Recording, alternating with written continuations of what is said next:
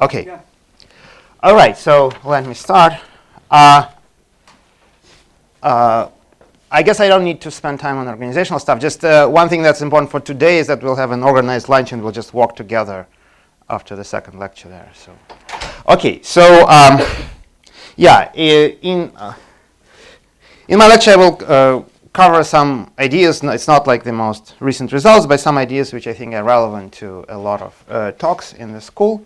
And in line with Michal's introduction, it will be one of sort of important lines in this story is a connection between the two subjects, well, within mathematics so far.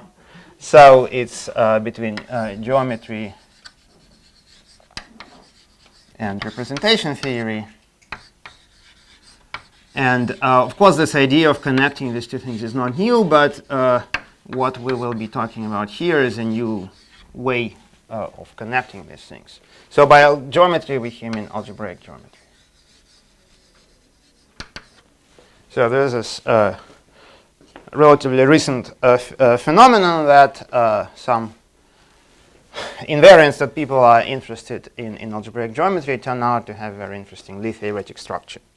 Okay, so let me start sort of from this side. I will recall the one of the most classical contexts of representation theory. So we'll take G be simple Lie algebra over C, finite dimensional. For example, G can be the algebra of matrices with trace 0. And yeah, I'll just to sort of set things up, what kind of geometry I have in mind. And one of the classic sort of setups that's classically related to it,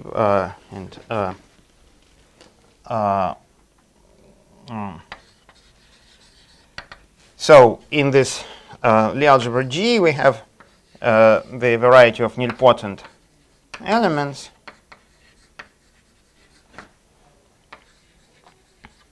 So it's a single algebraic variety, and it has a resolution which is the cotangent bundle to the a flag variety of this group. And so I will call them Y, and this will be X. And so this is the moment map. And so for those, in the case of SLN, it can be thought of as a variety of pairs consisting of a matrix and a full flag of subvarieties.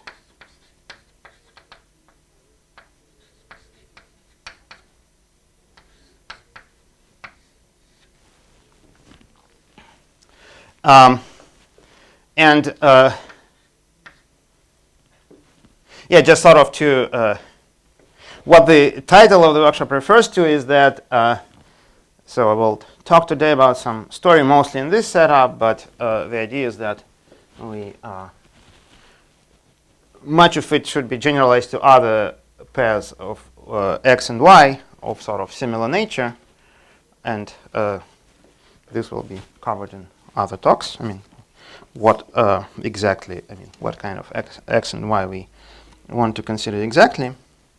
And so I want to study representations of G. Roman, Yes. press a little bit more. Okay. Okay. Of G. Of course, it's the same as the representations of the enveloping algebra.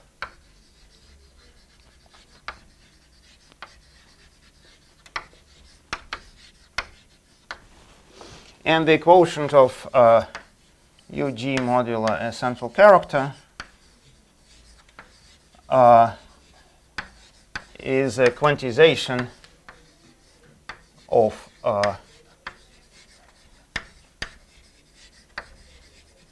this Poisson variety Y.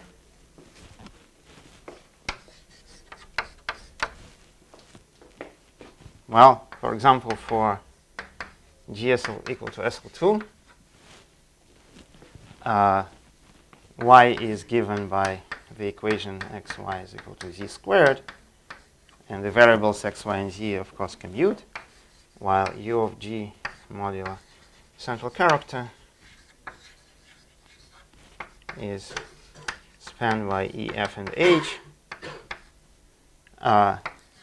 modulo the relations that E, F is equal to H, which deforms the relation that they commute, and then E, F plus F, E plus H square over 2 is equal to some constant which deforms this relation. H e equal to 2. Huh? H e equal to 2e. Also Yes.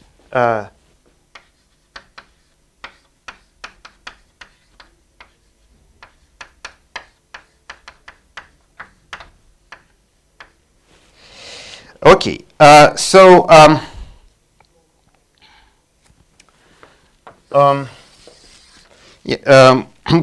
what do we want to say about such representations? So again, first I want to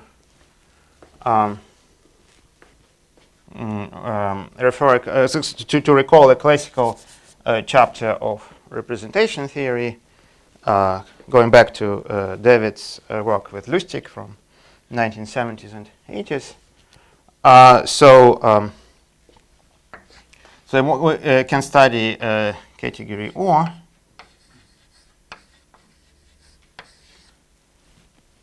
So these are sort of highest weight modules over G. And to just save time and focus on important things, let's just look at the principal block in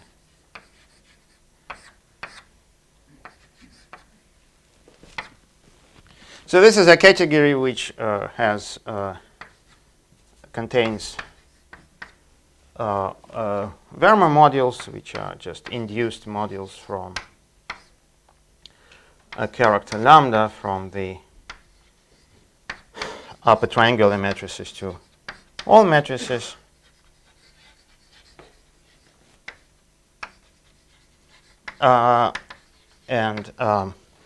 So category O contains all such guys, but if I want to restrict to the principal block, then I want to take lambda in the form W of rho minus rho.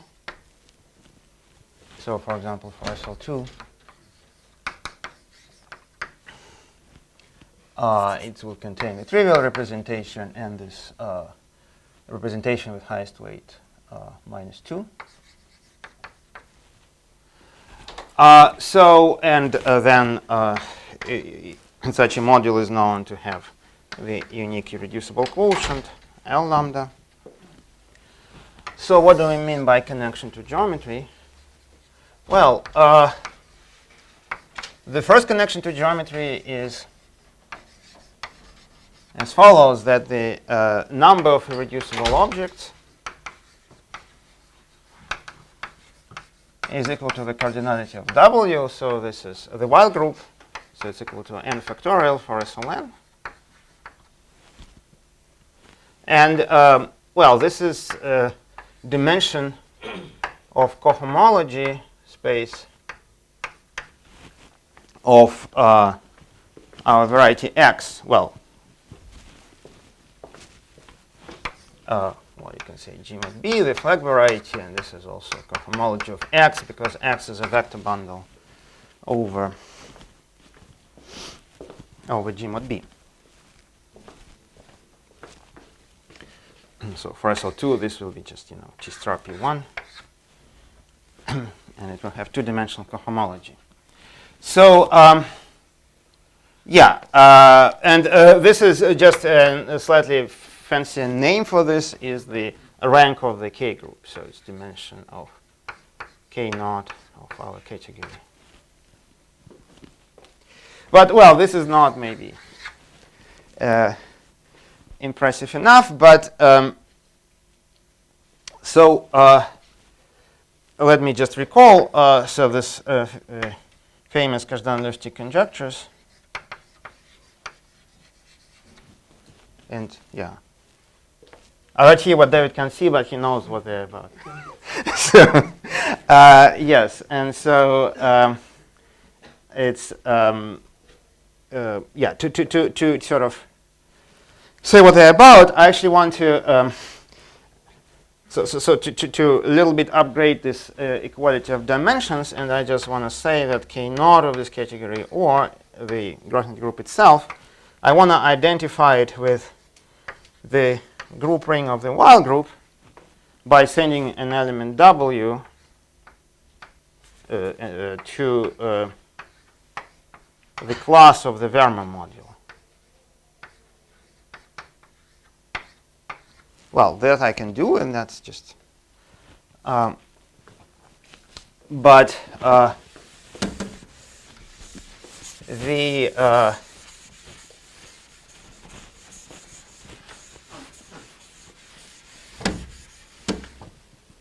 the content of the conjecture, and then which of course again Kazdan-Lusztig conjecture, which was famously a theorem by Bennison, Bernstein, and Brinsky-Kashiwara.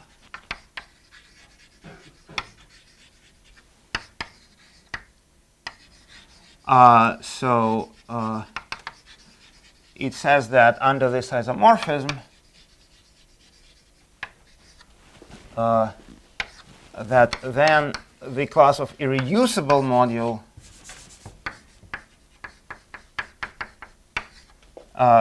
goes to the canonical basis. And I will not, at least today, explain what this means, but I will explain the key ingredient in defining it. So key, or one of the key ingredients. So to define canonical, we need the following structure, which is will be central for us. So, well, we okay. Let me say start from a general statement. So we need more structure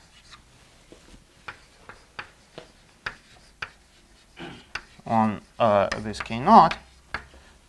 And okay, I identified this K naught with the group ring of the while group, and I can write it down. Just as well as anything else. But somehow this on the right hand side we have an action of the group, like W, symmetric group for SLN, and it kind of the question is whether there is a natural counterpart for that action on the left hand side, and the answer is yes. And here I want to present. So I want to mention the categorical kind of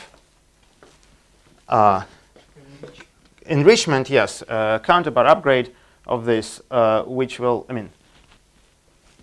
give a little more detail. We actually need to consider some Q deformation of this Z of W and the Heike algebra, the action of the corresponding Heike algebra. But I don't want to go into this today, and instead I will kind of present a categorical piece of data which contains actually all this. And so we have an action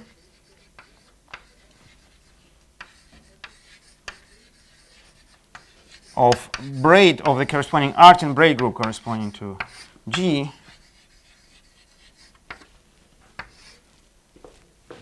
on not just on the K group, but on the derived category of this category O. And maybe I want to briefly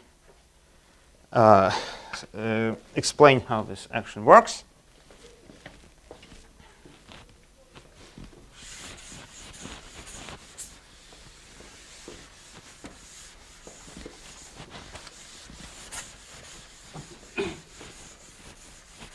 So what is this Braid group? Of course, it can be given by generates and relations. It can be also, yes, so this was the B.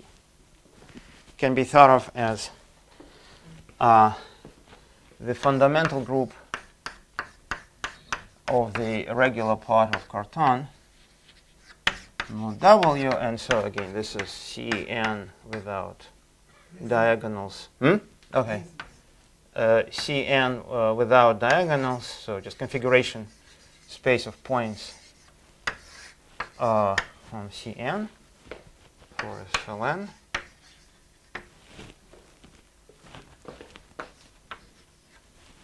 And so so it can be characterized as follows.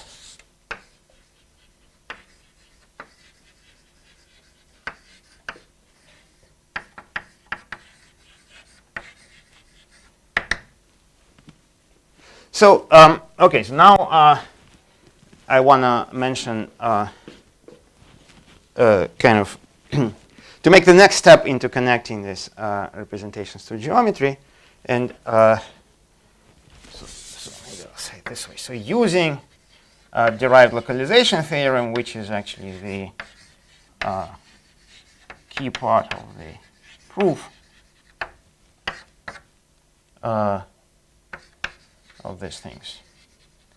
So how does it work? So we have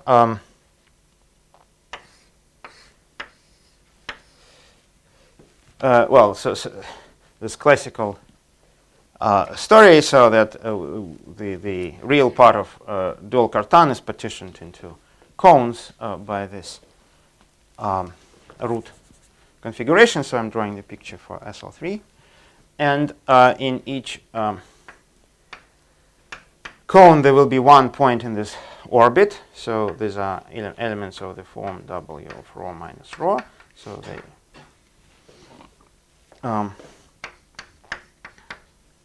well, maybe let's call it lambda W. And so then, what we want to do here is consider. So far, you know, in the geometric setup, you know, if you still remember, there was this x and y, and only y made appearance so far because we quantized it. And now we can quantize x. So can consider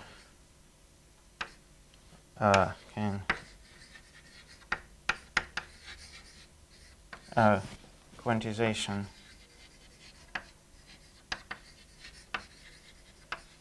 of x. Well, again, x is a T star G mod B, so of course the quantization is nothing but differential operators, but we need to also consider twisted differential operators.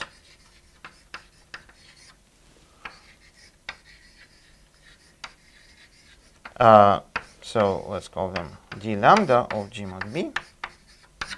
And if lambda is of this form, then this will be related to modules over the corresponding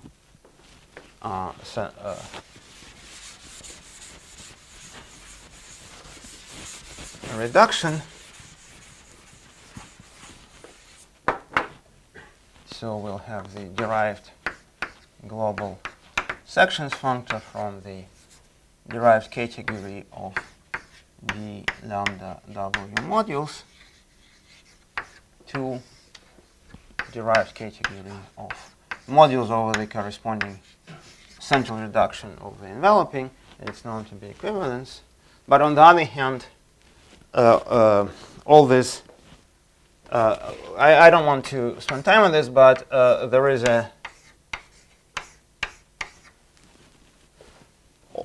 all these twisted differential operators rings for integral twistings, they are Morita equivalent because you can just twist by the difference of the corresponding line bundles and identify the corresponding category. And so there's basically the same category, and then there is a unique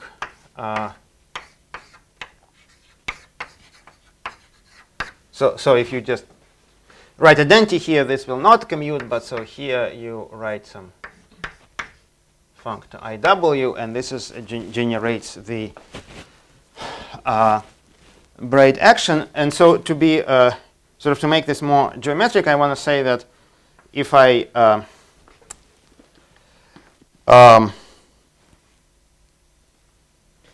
and this functor corresponds to action of a particular element in the Braid group, and which one? So the following one. I take, this is a dominant chamber, so I take here lambda 1, and here there is lambda w, and then a path from here to here in the complexification of this picture, which avoids the walls, defines me an element in the fundamental group, and so consider the path where I always cross the wall in the positive direction, and this doesn't, if I do it that way and always go down, then it doesn't matter how I travel from here to here. So there is some path like that.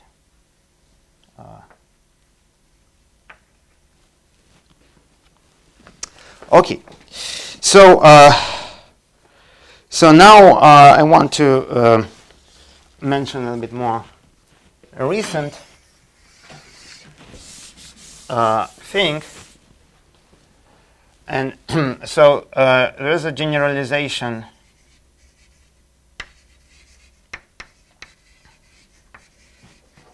of Kazhdan-Lustig conjectures to characteristic P stated by, so I take the same algebra and I want to work over characteristic P, and so it's conjectured by Lustig and proved for large P by myself with Merkovich and partly Romanian.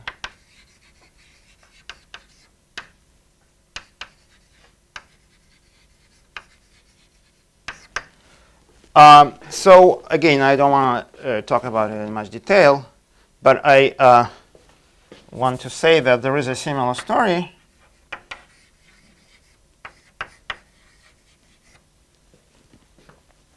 where the Braid group is now replaced by the affine Braid group.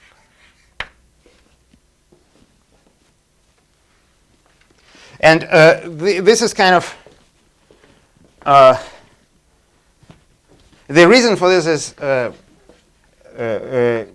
easy to explain, because now, I mean, so here these walls, maybe I didn't have time to say it in detail, but so these are it's a complement to regular weight, so these are these core-root hyperplanes. So for SLN, it's something like hyperplanes of the form xi is equal to xj in the obvious coordinates.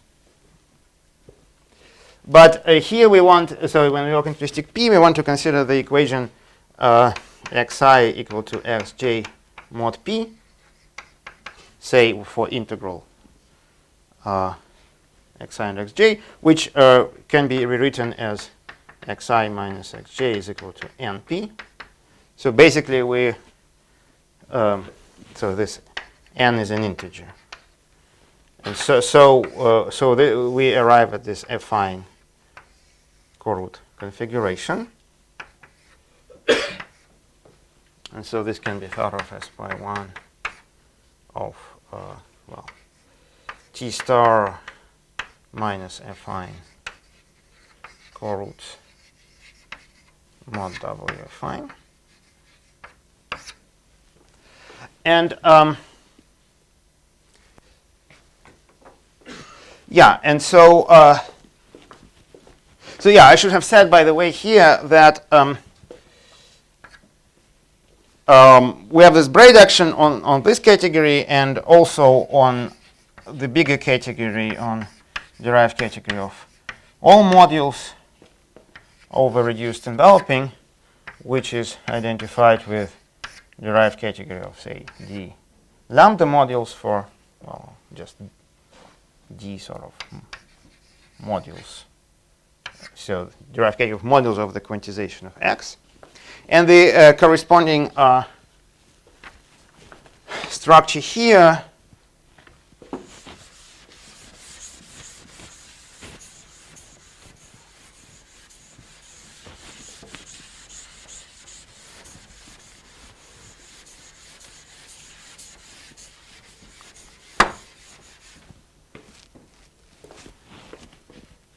is somehow this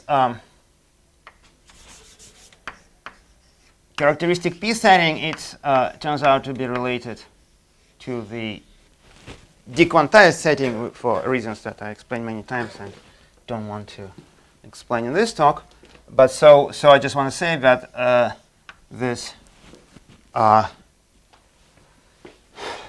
corresponding point here is that it acts on the derived category of coherent sheaves on X. That's something that people in algebraic geometry are interested in, and it actually connects to some conjectures in algebraic geometry, such as the conjecture, this K-equivalence implies D-equivalence conjecture. So again, so this action... The existence of action related to conjectures. What is related? No, yes. Maybe actually I will talk a little bit more about it. Maybe not right now, but I will mention this. So, but for now, maybe I'll talk today if I have time. If not, next time. So, but okay, maybe just to answer in one sentence. So, there are some conjectures which predict some equivalences between derived categories of different resolutions of the same scheme. But this equivalence turns out to be not canonical. It actually depends on the choice of some homotopy class of a path in some parameter space. And if you take together these equivalences depending on this path, you get an actual fundamental group. And this is the what I'm referring to here. And okay, so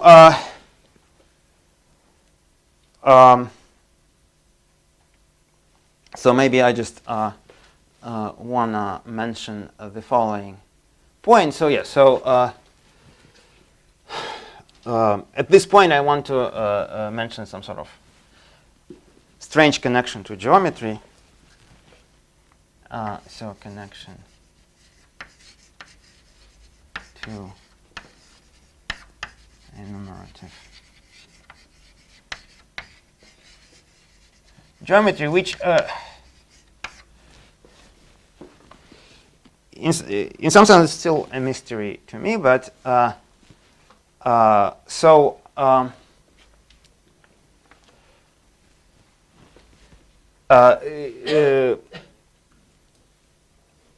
in enumerative geometry, people study, as we will hear this week, so they study some, they count curves mapping to a variety, and this leads to the theory of Gromov-Witten invariance, and this, and then due to an insight of Dubrovin, I guess, from the 90s, you can package this data into an differential equation, linear differential equation, and so there is this quantum connection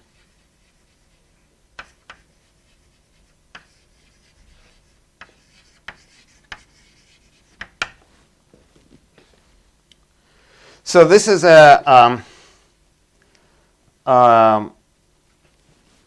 and here to set things up, so I'm here talking about some connection to enumerative geometry, so namely to equivariant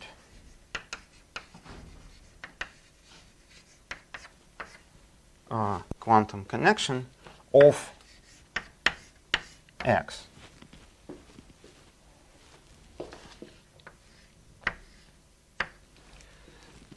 So in fact, being equivariant, this is a family of flat connections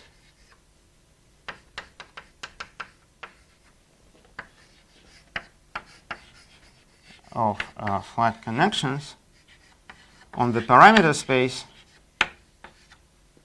which here turns out to be on H2 of X, which is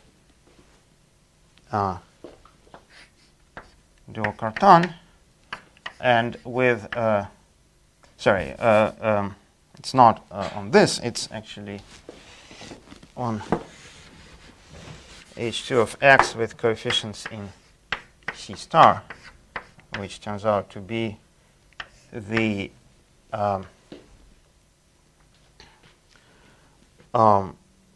just dual, maybe this way, the dual Cartan group. So of G. So for SLN, this is just C star to the n modulo the diagonal C star. And so with singularities on, again, root subtori,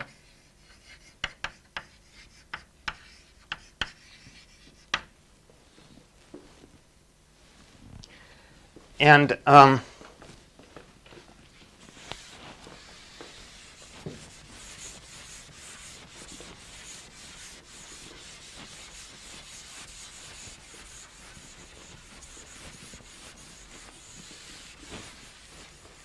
so essentially, well, to say that it's connection here with singularity somewhere, it's the same as to say it's connection with regular singularities on the complement. So let me write it this way. And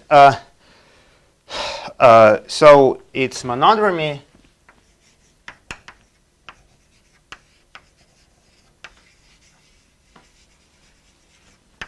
is a well, family of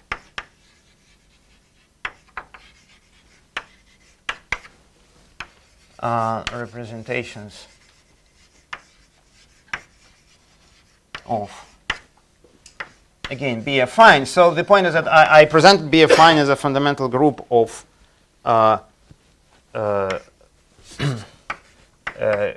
T star sort of without some affine, maybe say reg affine modulo W affine. But so W affine, it has this lattice part, so we can first quotient by the lattice part. Modulo lambda, so this is weight lattice. And then quotient by W. And when you quotient by this, then by the C mod Z is by exponential map is identified with C star. So here it's identified with T. Actually check reg mod W. Okay, so so we get this representation of B affine. And so a surprising fact is that this is isomorphic to the induced action, to the action of B affine on K naught of coherent sheaves. So to actually state this, I need a slight enhancement of what happens here. So there is actually an action of,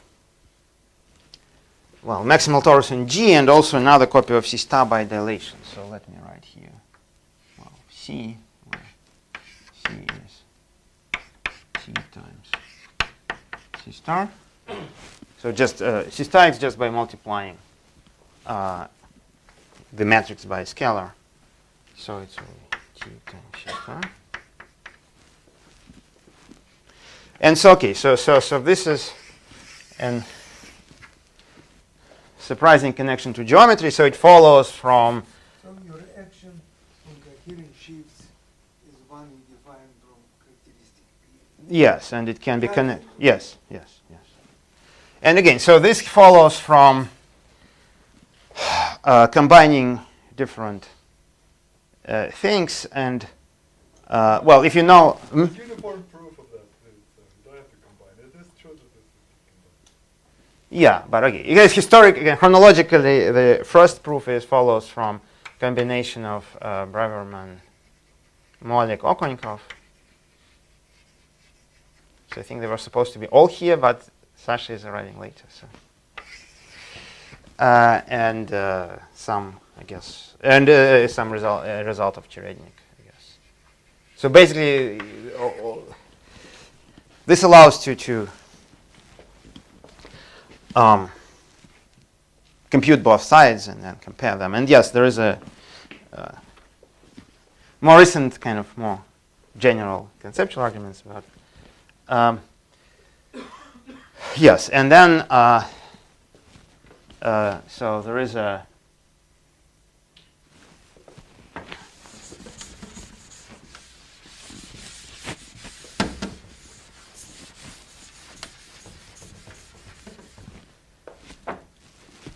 and so there is a conjecture that I guess it's due to Andre and myself that this holds for other x to y of a similar nature, and so again, so symplectic resolutions, which is a term that I don't have time to define in this talk, but it will surely appear in other talks as well. And yes, and then there is a recent proof, I guess, in many cases, but maybe still not in full generality. And so, okay, so I guess it's time for me to stop, but I have 2 more talks, and in these talks I will elaborate on sort of more details of the structure, so what this, what representation theoretic information can or can be hoped to be kind of, we can hope to extract from this geometric picture in particular. My calculation says that you have 20 more minutes. Yeah. Am I wrong? 17 to be. Oh, 17 great. minutes, yeah. 70 more minutes. Okay, great. So then I'll continue. Perfect. I was confused. Thank you. Yeah, okay. So. We started at 9:35. Yeah, no, I have, yeah, great. So then, then maybe I can answer first Dima's question about the relation of these two. This algebra geometric conjecture. Talks are 1 hour. Yes. So why 7 minutes? 17, they say. Oh, 7. Well, in fact, late. Okay, all right. Well. Discuss. Yes. So, sorry, got confused. Okay, so so let me talk about this motivation from algebraic geometry.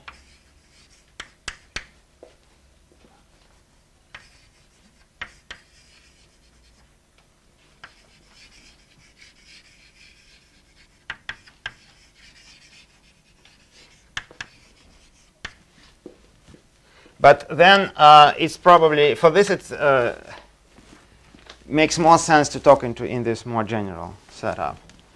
And so this is this K-equivalence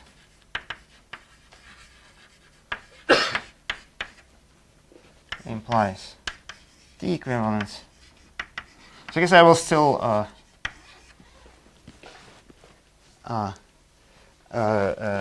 conjecture.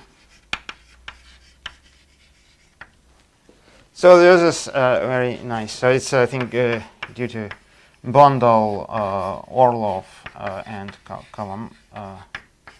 Kawamata, right?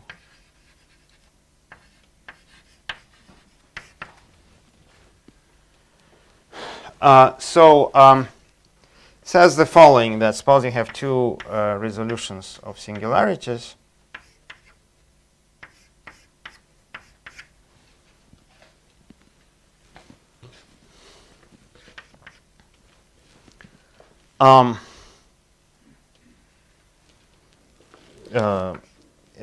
And suppose that there's some, they satisfy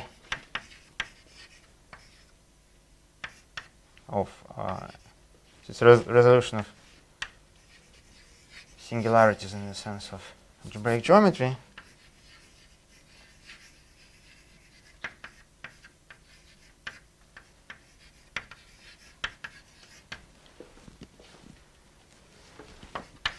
Yeah, suppose they satisfy some condition on the canonical class, and to save time, I will give a I will overshoot. So there is a much more general formulation, but I will just assume that something that holds in my case. So kx and ky are trivial. So the top, both x and y have a non-vanishing top volume form, non-vanishing algebraic volume form.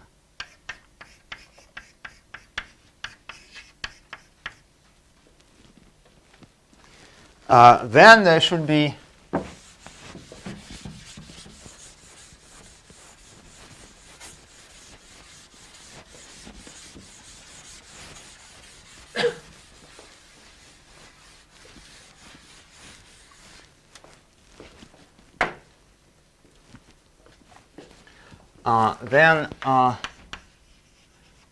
we should have an equivalence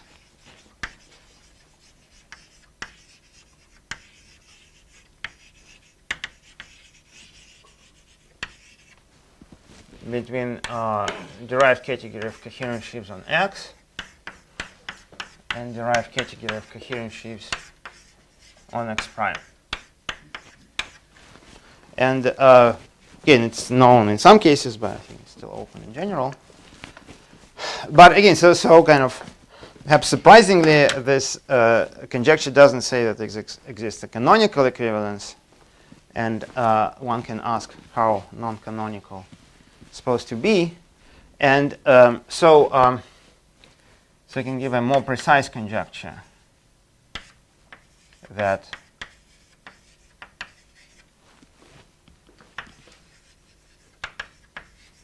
I mean, it's probably in line with ideas in algebra geometric literature, but this specific formulation, I think, is due to myself with Andrei. And so a more precise conjecture for symplectic resolutions. And maybe I actually have time to give the definitions.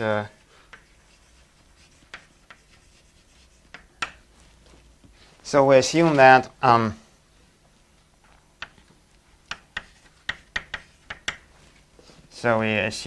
mean, the key assumption that is that X carries, I mean, X and X prime have an algebraic symplectic form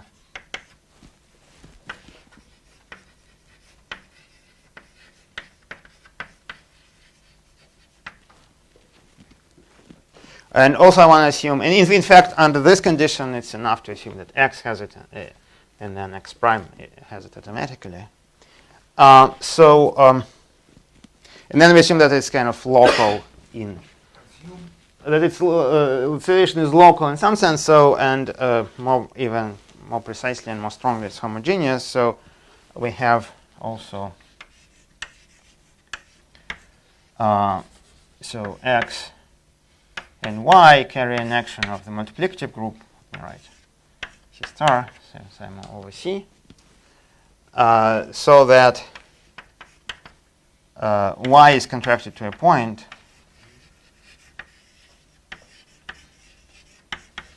in particular. This implies that Y is affine, and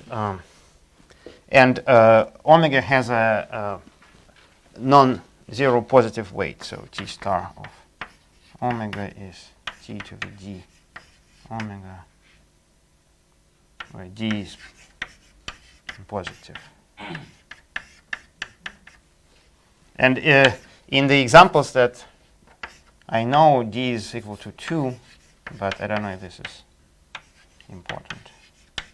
I mean, it's important for some constructions. So, and yeah, then there is also just to technical assumption, another technical assumption, the last one is that Y is normal, and if not, we can always pass to normalization. Okay, so this is my situation. And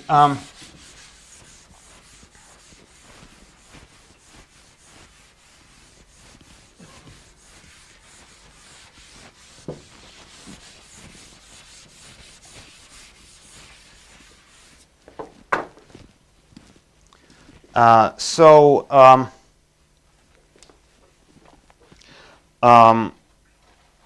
and basically, this more precise version in this case will be of the following nature, that I will define.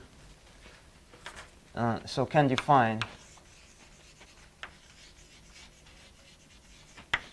a parameter space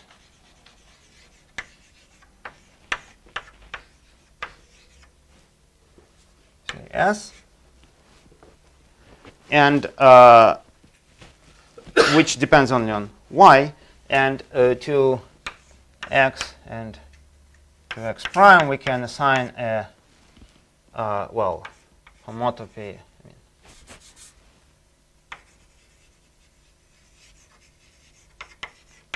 Point in U,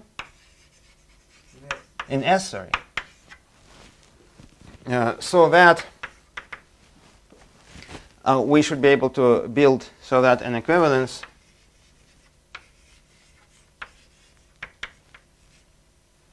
well, let's call this whatever, small x and small x prime, so that an equivalence is attached to, so corresponds to, canonically, a homotopy class of paths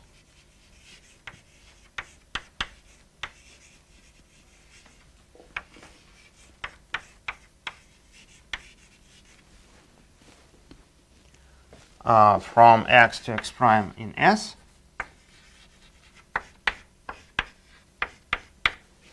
Homotopy point is a contractible subset? Yes, yes. I mean, it's something, huh? Yes, yes. And What kind of space S is? Is it exists just as topological data, or it has? no, so it's a complement of some hyperplanes in a complex vector space. So, for example, for x being T star G mod B, well, S will be what we already saw. So S will be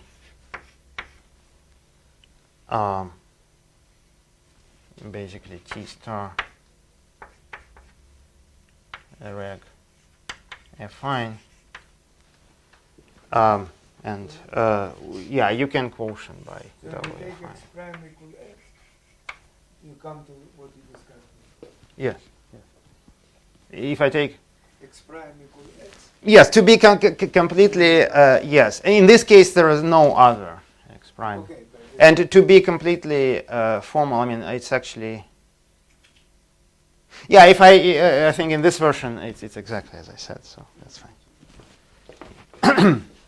You can try to say that this is a parameter space, and then a little bit of additional data.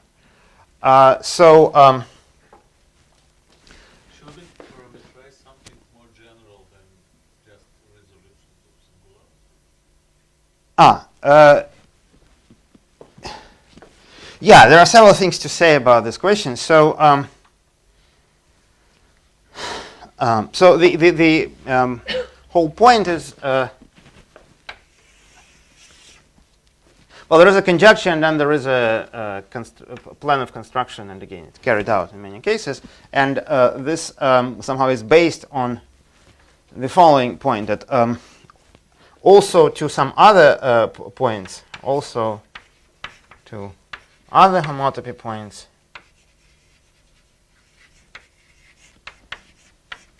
yeah, maybe I'll say this and illustrate it on the T star G mod B case. So we assign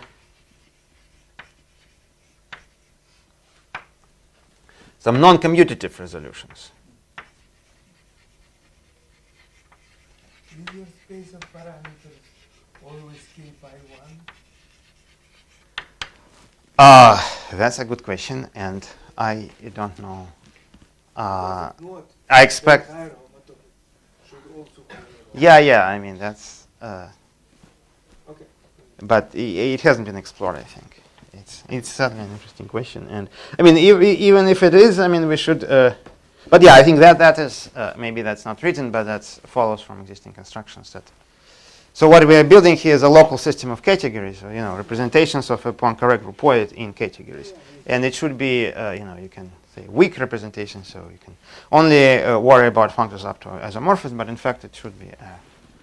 Also, your object, the torsor of passes between 2 points, has more structure. So it has, for example, if it's completed somehow, analytically or some other way. I mean, it's an object of motivic nature. So the Galois group electron, it has Groupoid structure. Does this has any? Yeah, that I think hasn't been explored. I don't know. At least Yeah, I think it's all tape type, so basically all. no, I don't know. No, let's discuss this later. It's an interesting question, but it has. So in this case, T star of G mod B, you say there is only one X, but there is still many homotopy points, right? Yeah. Let me. So there are many X's which are the same, not one X, right? Yeah, that depends on how you set things up. But let me. Yeah, and so just to sort of as a reference maybe for the future. So that's one way to answer your question, and so I will elaborate about it in the remaining 5 minutes. But so the other way to say it, is there a natural meaning of this parameter space itself? And the answer to this is that I sort of expect and know in examples that it's something like the Bridgeland stability space for these categories, but not exactly. I mean, but that also will. Sorry, what did you say? That S is related to the Bridgeland stability space for our categories, for those. S is approximately. You could say substitution space which is roughly like Bridgeland. Yeah, exactly.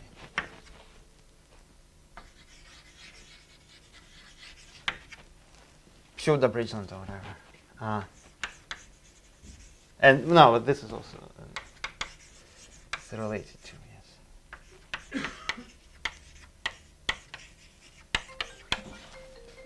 It's not mine, yeah. Okay. Okay, so let me illustrate this for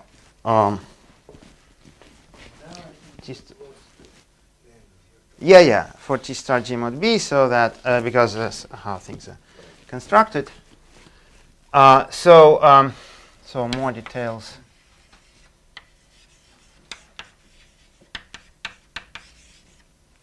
On the construction for T star G mod B.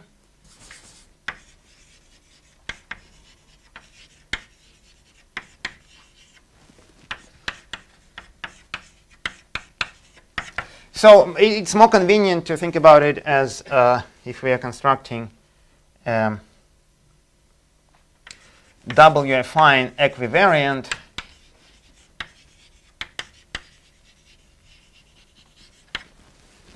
local system of categories on the sort of parameter space on T star reg affine. And so this will be done by just, I will choose a bunch of points and I'll tell you what is assigned to various points of this kind, and then there will be some paths connecting them, and I will tell what is assigned to what functors are assigned to those paths, and that will be that will define my data. So okay, so there will be points of two kinds. So points of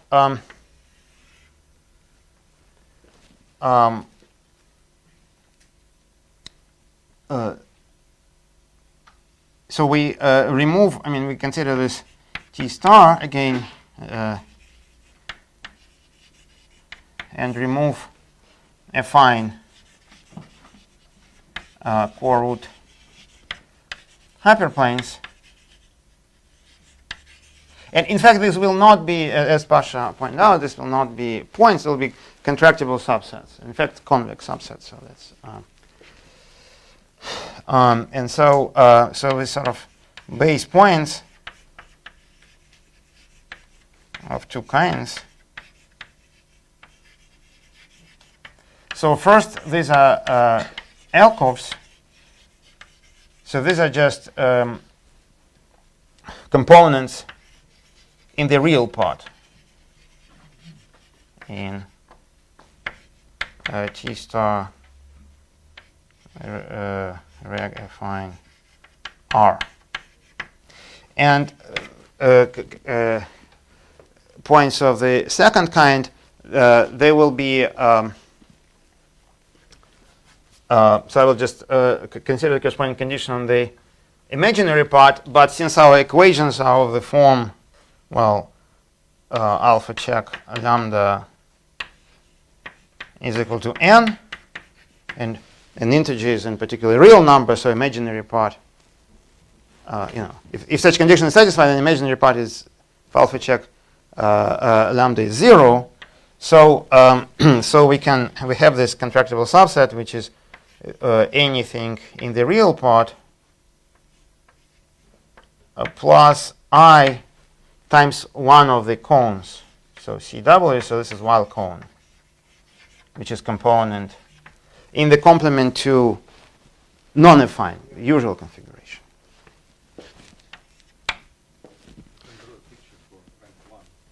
Yes, I can draw a picture for rank 1, which is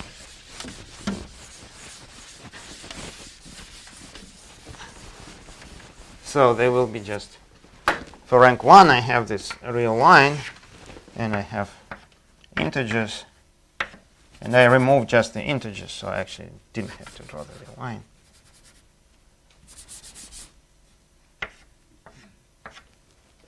And yes, so this is first point of second kind. This is second point of second kind, and they will be, and so this is the all first kind.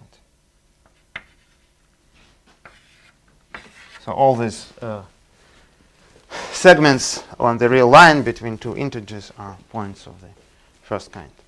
Okay, so and so to this I assign derived category of coherent shifts, and in general this domain, there will be some generalization to other symplectic resolutions, and these cones will correspond to different resolutions. And So when you said commutative points in this general setting, this was for which kind? First or second? yes, to X, this will be second kind. To X is second. Yeah, this is second kind.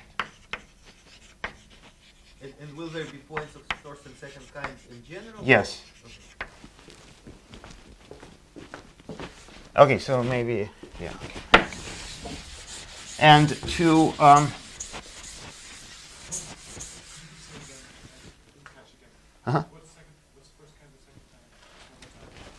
so there are alcoves, and this first kind. Complex algebras. No, usual, real alcoves. Okay, yes, this is first kind. Yes, and then there are things of the form something real plus I times something in the wild cone. Vertical line, vertical half line. Yeah. So here it's an upper half plane, lower half plane, and all the, well, alcoves which are here just segments. So to the point, yes. So again, so a local system of categories built in the following way. So the kind of description of data will be very simple, but it will be based on the interplay between the points of these two kinds. So second kind. Okay, in this case it will be always a dB co of T star G mod B. But again, from this perspective, this is a little bit degenerate example, and yeah, I could have given T star the Grassmannian example. I don't have time for that. So this was sometimes. In general, Sometimes we don't compute it. No, this will be commuted. This one.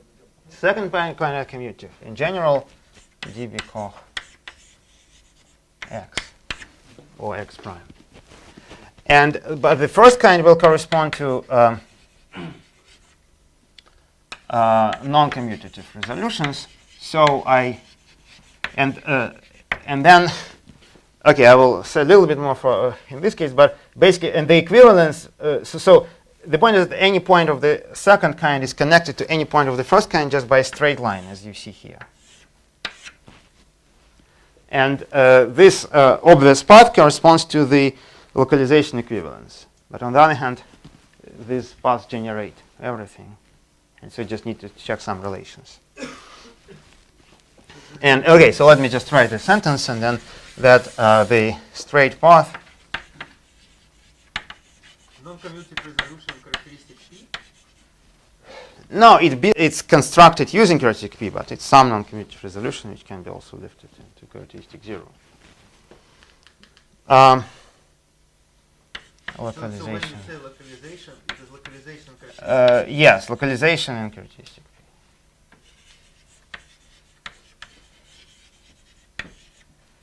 And so, yes, so for T star G mod B again, well, maybe actually, yeah, maybe it's a good time to stop, and I will give maybe more details about this in my following lectures. So Okay. let's start in 10 minutes. No, I think we are starting at on the hour at 11. Okay. Yeah. Okay.